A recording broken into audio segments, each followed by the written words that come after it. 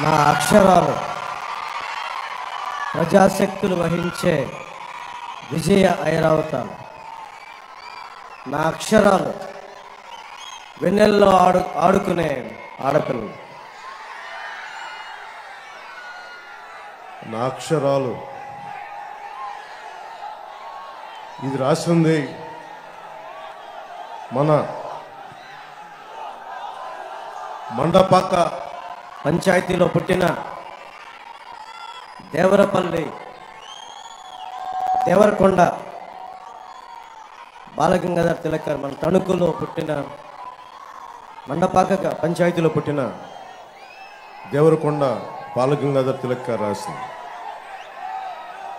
మన తణుకు బాపు గారు లాంటి ఒక గొప్ప చిత్రకారుడిని పుట్టించింది. మన తణుకు నన్నయ్య ఇక్కడ యజ్ఞ యాగాదులు చేసి భారతానికి శ్రీకారం చుట్టిన నేలేదు. రాకెట్ ఫ్యూయల్కి ఇస్రో తోటి ఒప్పందం కుదుర్చుకొని ఇస్రోకి మనకి రాకెట్ ఇంధనం చేసిన నేలేదు. పారిశ్రామికంగా చాలా పురోభివృద్ధి నేలేదు. ఈ రోజున వైసీపీ పాలనలో అలాంటి నేల కరప్షన్ క్యాపిటల్గా అయిపోయింది. పోయినసారి వారాహి యాత్ర వచ్చినప్పుడు ఇక్కడున్న సివిల్ సప్లైస్ మంత్రి ఒక రైతుని ధాన్యం తడిచిపోయి మొలకలు వచ్చినాయి అంటే, మొలకలు వస్తే ఏం చేస్తాం, మొలకలు రాకపోతే ఏమొస్తాయి అని చాలా చిత్కారంగా మాట్లాడి రోజు అన్నం పెట్టే రైతుని ఏడిపించిన విధానం నాకు చాలా బాధ కలిగించింది. అన్నం పెట్టే రైతుని ఏడిపించిన ప్రభుత్వం, ఏడిపించిన ఆ సివిల్ సప్లైస్ మంత్రి కొడుకు సర్వం ఈ ఎన్నికల్లో తుడిచిపెట్టుకుపోవాలి. ఇది ఎందుకు నేను అడుగుతున్నాను ఇదంటే, దశాబ్ద కాలంగా పార్టీ పెట్టి నేను పనిచేస్తున్న ముఖ్యంగా యువతకి ఉపాధి అవకాశాలు ఉండాలి. ప్రధానమంత్రి గారు 2047కి భారతదేశ భవిష్యత్తు ఇలా ఉండాలని ఒకవైపు ఆయన కోరుకుంటా ఉన్నారు. బలమైన నాయకులు, అనుభవం గల నాయకులు, ముఖ్యమంత్రిగా సుదీర్ఘ అనుభవం ఉన్న వ్యక్తి, 90 ఆఖర్లో 2020 విజన్ అని చెప్పి ఒక సైబరాబాద్ సిటీ లాంటి, మాదాపూర్ లాంటి సిటీకి రూపకల్పన చేసిన వ్యక్తి, దానికోసం శ్రమించిన వ్యక్తి. ఈ రోజున అది ఒక అబ్సల్యూట్ గ్రోత్ ఇంజన్గా అయిపోయింది. తెలంగాణకి విభజన జరిగినప్పటి నుంచి మనకు అన్యాయం జరుగుతూ ఉంది. మనలో మనం కొట్టుకోవడం కాదు, అందరం కలిపి కట్టుగా ఉండాలి. 2014 నుంచి మనకి పార్టీలు విడిపోకుండా ఉండాలి. ఎవరికాళ్ళు సొంతంగా చేస్తే మళ్ళీ దుర్మార్గులు రాజ్యాలు వెళ్తారు. 2014 నుంచి ఆ రోజు నేను ఇక్కడ శ్రమ పడతా ఉన్నాను. దాంట్లో భాగంగానే 2014లో అరివిల్లి రాధాకృష్ణ గారు మొట్టమొదటిసారిగా ఎమ్మెల్యేగా ఎన్నికయ్యారు. ఇది నేను కోరుకుంటుంది. మీకు ప్రభుత్వం చూడండి ఎలా ఉందో. పోలవరం ప్రాజెక్ట్ అయ్యిందా అని అడిగితే ఆ పోలవరం ప్రాజెక్ట్ ఇరిగేషన్ ముఖ్యమంత్రి డ్యాన్సులు చేస్తూ ఉన్నాడు. ఓలమ్మి తిక్కరేగిందా, ఒళ్ళంతా తిమ్మిరెక్కిందా అని చెప్పి ఇలాంటి పాటలకి డ్యాన్స్ ప్రాక్టీస్ చేస్తూ ఉంటాడు. రీహాబిలిటేషన్ ఏమైంది, పునరావాసం కల్పించారా లేదా అంటే, అబ్బని తెయ్యని దబ్బా ఎంత కమ్మగా ఉందరా అబ్బా అని చెప్పి అతను దాని మీద డ్యాన్స్ ప్రాక్టీసులు చేస్తూ ఉంటాడు. మనకి మంత్రులు బూతులు తిట్టేవాళ్ళు, ఇక్కడ మంత్రిలాగా దాడులు చేసేవాళ్ళు, డ్యాన్సులు చేసేవాళ్ళు వైసీపీ క్యాబినెట్లో ఉన్నారు. ఇంతమంది ఈరోజు నేను మీకోసం చప్పట్లు కొట్టించుకోవడానికి రాలేదు. మీకోసం మేమందరం నిలబడటానికి వచ్చాం. ఇక్కడికి తగ్గాం మేము. చంద్రబాబు గారు తగ్గారు. ఒక బలమైన వ్యవస్థాపక బలం ఉండి కూడా ఆయన తగ్గారు. ముఖ్యంగా నేను ఇక్కడ తణుకు నియోజకవర్గం జనసేన అభ్యర్థిని ప్రకటించిన తర్వాత కూడా నేను తగ్గాల్సి వచ్చింది. ఎందుకు తగ్గాల్సి వచ్చింది అంటే ఇన్ని స్థానాలు గెలవాలి, ఓటు చీలిపోకూడదు. దాంట్లో భాగంగా మా అన్నయ్య నాగబాబు గారి సీటు కూడా అనకాపల్లి పార్లమెంటు అభ్యర్థిగా ప్రకటించి కూడా మన భారతీయ జనతా పార్టీ కేంద్ర నాయకత్వం అడిగినప్పుడు దాన్ని నేను తీసుకొని మా అన్నయ్య గారికి కూడా క్షమాపణలు చెప్పి పెద్ద మనసుతో అర్థం చేసుకోమని నేను తగ్గాను. ఇవన్నీ ఎందుకు చేస్తున్నామంటే మీ భవిష్యత్తు కోసమే చేస్తున్నాం. ఇక్కడ ఆడబిడ్డల భద్రత కోసం ప్రతి ఒక్కరు రైతు బాగుండాలి, రైతు బాధపడకూడదు, రైతుకి అండగా ఉండాలి. ఈ రోజుకి మనం కోరుకుంటుంది బేసిక్ హెల్త్ కేర్. ఇక్కడ మనకి జిల్లాగా ఏర్పడిన తర్వాత హాస్పిటల్ ఏర్పాటు చేశారు. హాస్పిటల్ ఈ రోజుకి రోగి తిండి ఖర్చులకి 2 కోట్ల రూపాయలు ఇంకా బకాయిలు ఉన్నాయి, బకాయిలు తీర్చలేదు. దోపిడీ మీద దృష్టి ఉన్నవాడు ప్రజల అవసరాలకి ఏమాత్రం గుర్తిస్తారు వీళ్ళు. ఈ రోజున ఈ మే 13 వచ్చే ఎన్నికల్లో మీరు ప్రత్యేకమైన దృష్టి పెట్టండి. నేను మీ భవిష్యత్తు కోసం ప్రధానమంత్రి గారితో చంద్రబాబు గారితో సుదీర్ఘమైన చర్చలు జరిపి ఈ చాలా కీలకమైన అలయన్స్ని పట్టుకొచ్చాం. మీ భవిష్యత్తు కోసం. నాకు అధికారం లేకపోతే నాకేం జరగదు, చంద్రబాబు గారికి అధికారం లేకపోతే ఆయన ఏం జరగదు. కానీ మీ భవిష్యత్తు, ఒక రైతుకి ధాన్యం మొలకలు పోతే మొత్తం కుటుంబం బాధపడిపోద్ది, తుడిచిపెట్టుకుపోద్ది, ఆర్థిక వ్యవస్థ చిన్నాభిన్నం అయిపోద్ది.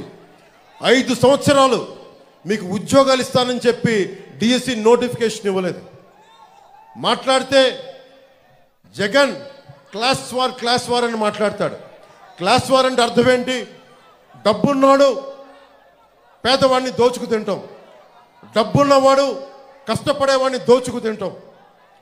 70,000 పోలీస్ కుటుంబాలకి, 1 కాదు 2 కాదు 70,000 పోలీస్ కుటుంబాలకి డిఏలు సరెండర్ లీవ్స్ ఈ రోజు వరకు ఇవ్వలేదు. దీని మీద ఒక్కడు స్పందించడు. పోలీసుల శ్రమశక్తిని కూడా దోపిడీ చేసేవాడు జగన్. ఇలాంటి వ్యక్తి ఇంకొకసారి అవకాశం ఇస్తే మీరు ఏం జరుగుతుందో మీరు ఆలోచించండి. మేము రోడ్ల మీదకి వచ్చి కొట్లాడాల్సి వస్తుంది. మీ భవిష్యత్తు కోసం ఉన్న ఇక్కడ మంత్రిని చూశారు, సివిల్ సప్లైస్ మంత్రినే. కొడుకు ఒకవైపు, అతను అనుచరులు ఒకవైపు, కనీసం వాళ్ళ దోచుకున్న సొమ్ముతోటి కనీసం ఇక్కడ పరిశ్రమలు కూడా పెట్టలా. ఎక్కడో తెలంగాణలో బాలానగర్లో ఇక్కడ కూర్చొని స్టీల్ ఫ్యాక్టరీలు పెట్టుకున్నారు. అక్కడికి వెళ్ళి ఇక్కడ దోచేసిన డబ్బుతోటి, ఇక్కడ టీడీఆర్ బాండ్లతోటి దోచేసిన డబ్బుతోటి వెళ్ళి తెలంగాణ హైదరాబాద్లో బాలానగర్లో ఫ్యాక్టరీలు పెట్టుకున్నారు. కనీసం అవినీతి డబ్బుతోటి కనీసం ఇక్కడ పరిశ్రమలు పెట్టినా కానీ కొద్దిమంది కనీసం ఉపాధి అవకాశాలను వచ్చిండే. వాడు కనీసం ఆ జ్ఞానం కూడా లేదు ఆ మనుషులకి. ఇది మీరు చాలా ఆలోచించి నిర్ణయం తీసుకోండి. మాకేమవ్వదు. ఆయన చాలా గుండె దిట్టు ఉన్న నాయకుడు. ఆయన జగన్ అకారణంగా ఆయన జైల్లో పెడితే నేను వెళ్ళి చూస్తే ఆయన ఏం బెదర్లా బలంగా నిలబడి ఉన్నాడు. ఆయన దేనికి బెదిరే వ్యక్తి కాదు ఆయన.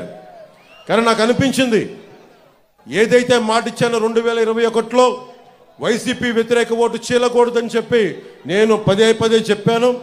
అదే మాట మీద కేంద్ర నాయకత్వానికి తెలియజేశాను. నేను తగ్గాను. నన్ను కావాలంటే విమర్శించారు.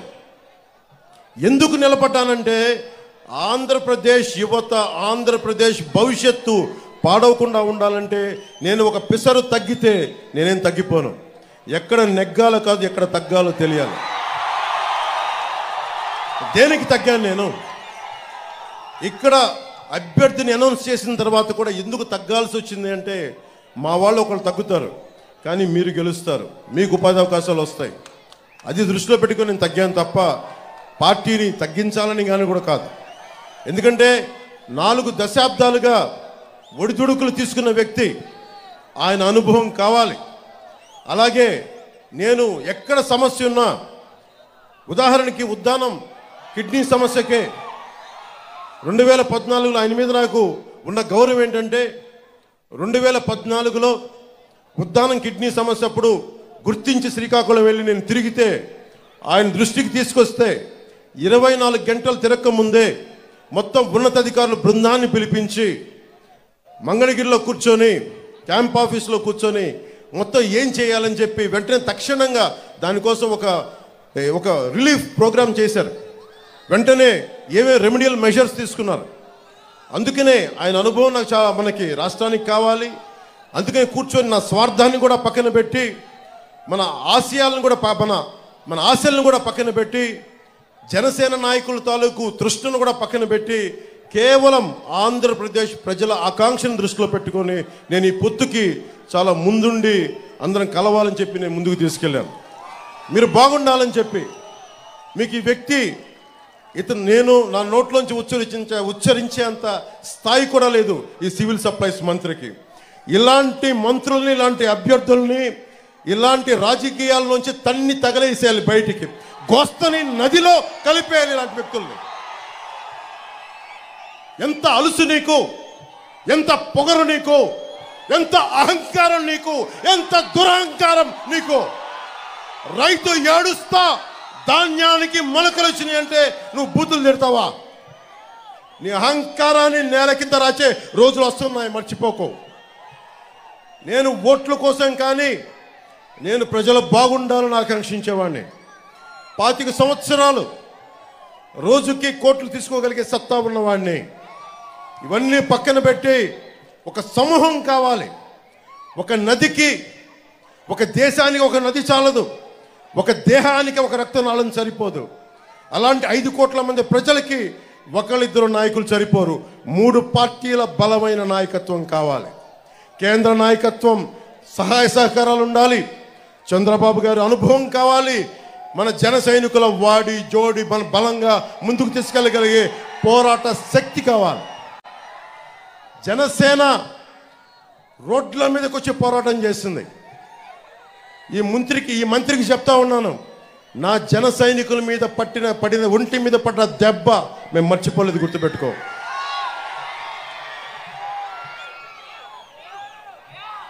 ముఖ్యంగా ఉపాధికి ఇక్కడి నుంచి గల్ఫ్కి వెళ్ళిపోతా ఉన్నారు. కన్స్ట్రక్షన్ లేబర్ కానీ, కార్పెంటర్ వ్యవస్థ కానీ, వడ్రంగి వ్యవస్థ కానీ, అలాగే ఎడ్యుకేటెడ్ కూడా ఇక్కడి నుంచి వెళ్ళిపోతూ ఉన్నారు. ఎందుకు ఇలాంటి మన తణుకు లాంటి ఒక పారిశ్రామికంగా బలంగా ఉన్న నగరం ఎందుకు మనం ఇక్కడ పరిశ్రమలు పెట్టుకోలేకపోతున్నాం? 2047లో ప్రధానమంత్రి గారు కోరుకుంటుంది ఒకటే, మన పరిశ్రమలు మనకు ఉండాలి. ఎక్కడో విదేశాలకు వెళ్ళి చదువులు కాదు, ఎక్కడో విదేశాలకు వెళ్ళి విద్యాలయాలు చదువుకోవడం కాదు, మన విశ్వవిద్యాలయాలు బాగుపరుచుకోవాలి అని చెప్పిన 2047 విజన్ని మా కూటమి బలంగా తీసుకెళ్తుంది. ఈ రోజున చంద్రబాబు గారికి కూడా నా విన్నపం కూడా చెప్తా ఉన్నాను. సార్, ప్రతి ఒక్కరూ పేద వర్గాల గురించి ఆలోచిస్తూ ఉన్నారు, అల్పాదాయ వర్గాల గురించి ఆలోచిస్తున్నారు, పారిశ్రామికవేత్తల గురించి ఆలోచిస్తున్నారు. మధ్యతరగతి మనుషులను వదిలేశారు అందరూ. దయచేసి మీ దృష్టికి తీసుకొస్తున్నాం, మన కూటమిలో మధ్యతరగతి మనిషిని అందరం వదిలేసాం. మధ్యతరగతి మనిషిని మా కూటమి గుండెల్లో పెట్టుకుంటుంది. మధ్యతరగతి మనిషికి ఎవరు నిలబడరు. చంద్రబాబు గారి దృష్టిలో ఉంది మధ్యతరగతి మనిషి నిజంగా నిలబడితే, ఒక మధ్యతరగతి మనిషిగా చెప్తున్నాను నేను ఇందాక 70,000 మంది పోలీస్ కుటుంబాల గురించి మాట్లాడానంటే ఉమ్మడి ఆంధ్రప్రదేశ్ రాష్ట్ర ఉద్యోగి కొడుకు, మాజీ ఉద్యోగి కొడుకు చెప్తా ఉన్నాను. అలాగే మొన్న సభలో కూడా చెప్పాను, ఈరోజున చంద్రబాబు గారి దృష్టికి కూడా తీసుకొస్తా ఉన్నాను. కాంట్రిబ్యూటరీ పెన్షన్ స్కీమ్ చాలా కష్టమైందని తెలుసు. నేను కోరుకుంటున్న అసెంబ్లీలో అడుగు పెట్టగానే మొట్టమొదటిగా అడిగేది ఉద్యోగుల కోసం నిలబడడానికి సంవత్సరం లోపు దానికి ఒక పరిష్కార మార్గాన్ని మనందరం కనుగొనాలి సార్. దానికి మీ సహాయ సహకారాలు సంపూర్ణంగా కావాలి. దీనికి కష్టమైంది కానీ సాధించాల్సిన అవసరం ఉంది. అలాగే మధ్యతరగతి అందరూ కూడా కులాలు, మతాలు, వర్గాలు మర్చిపోయి మీరు కనుక ముందుండి రాజకీయ చైతన్యంతో నడిస్తే, దేవరకొండ బాలగంగాధర్ తిలక్ గారు ఒకటే చెప్పారు, సగం మనుషులని. మన సగం మనుషులు కాదు, పూర్తిగా హృదయం నిండిన మనుషులని దాన్ని తప్పు చేద్దాం. దాన్ని అది కాదని చెప్పి పూర్తి స్థాయిలో, ఎందుకంటే శ్రీమంతుల నైతిక వర్తనకి, స్వేచ్ఛావర్తనకి నైతిక భాషను చెప్పేవాళ్ళు సగం మనుషులని దేవరకొండ బాలగంగాధర్ తిలక్ చెప్పారు. ఇక్కడ శ్రీమంతులనే పదం బదులు జగన్ అనే వ్యక్తి ఎంత దోపిడీ చేస్తున్నాడో మనందరికీ తెలుసు. ఇక్కడున్న మా మంత్రి ఎంత దోపిడీ చేస్తున్నాడో తెలుసు. ఇక్కడున్న వాళ్ళ మంత్రి కొడుకు ఏం దోపిడీ చేస్తున్నాడో తెలుసు. మనందరం కలుగుల్లో ఉన్న ఎలకల్లాగా బయట రావట్లేదు. సగం మధ్యతరగతి మనిషి పార్టీలను దాటి కులాలను దాటి ఆంధ్రప్రదేశ్గా భారతదేశంగా ఆలోచిస్తే చాలా బలమైన మార్పు తీసుకురావచ్చు. ఒక మధ్యతరగతి మనిషి కడుపు మంట వచ్చి కోపం వచ్చి బయటకు వచ్చి నిలబడితే అది జనసేన అవుతుంది. అది ఎందుకంటే నేను ఎందుకు చెప్తున్నాను ఈ మాట అంటే, నేను సగటు మధ్యతరగతి మనుషులు ఎట్లా ఉంటాడో నేను అలాగే పెరిగాను. ఈరోజు ఎంత డబ్బున్నా కానీ నా మధ్యతరగతి మనస్తత్వాన్ని నేను పోగొట్టుకోదలుచుకోలేదు. ఆ మధ్యతరగతి మనిషే ఈ రోజున కూర్చొని ఓటు చీలకూడదు, అందరం కలిపి ఉండాలని చెప్పి సగటు మధ్యతరగతి మనిషి ఆకాంక్ష ఆశయమే ఈ రోజున జనసేన ముందుకు తీసుకొచ్చింది.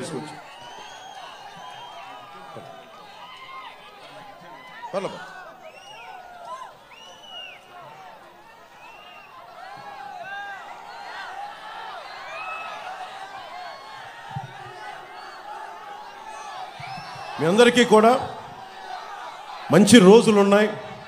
క్రోధినామ ఉగాది సంవత్సరం నిన్నే జరుపుకున్నాం. మీ అందరికీ నేను ముందుండి చెప్తున్నాను, మనకి దాదాపు 10 పథకాలు, మనది షణ్ముఖ వ్యూహం. చంద్రబాబు గారు చెప్పింది సూపర్ 6. వాటిలో 2 కామన్ పాయింట్స్ ఉండటం వల్ల అవి 10 మనం 2 పాయింట్స్ దాంట్లో ఉండటం వల్ల మొత్తం కలిపి 10 పాయింట్ ఫార్ములాగా ఆంధ్రప్రదేశ్కి కావాలి. పెట్టుబడులు రావాలి, ఉపాధి అవకాశాలు లభించాలి. ఆ దిశగా అడుగులేస్తూ ఉన్నాం. రైతుకి కన్నీరు పెట్టండి. మన ఎర్రకాలువ సమస్య కానీ, ఎర్రకాలువ పూడికలు కానీ, రిపేర్లు కానీ, చిట్ట చివరకు ఉండే పంట పొలాలు కూడా నీరందేలాగా మేమందరం నిలబడాలంటే అరిమిల్లి రాధాకృష్ణ గారిని మనస్ఫూర్తిగా మీరు అభ్యర్థిగా గెలిపించండి.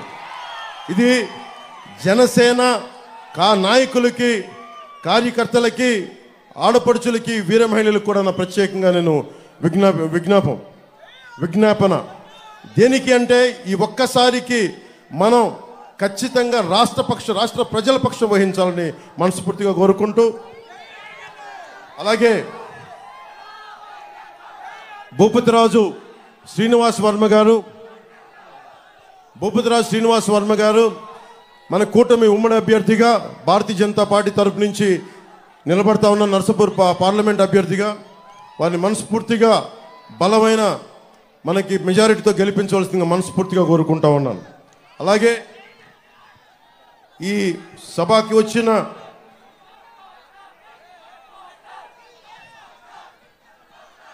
మందలపు రవి గారికి, తోట సీతామహాలక్ష్మి గారికి, కనుమూరి మన RRR రఘురామకృష్ణరాజు గారికి, కొడుకులపూడి గోవింద్ చిన్నబాబు గారికి, అలాగే నార్ని తాతాజీ గారికి, శ్రీదేవి ఇమాంపూడి శ్రీదేవి గారికి, ముళ్ళపూడి వెంకట కృష్ణారావు గారికి, వీరందరికీ కూడా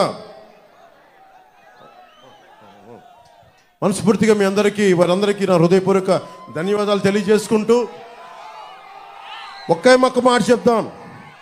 hello AP, hello AP, hello AP. వైసీపీని కుమ్మిక్కు మొత్తం చితగ్గొట్టి గోస్తి కలిపేద్దాం. జై జనసేన, జై కూటమి.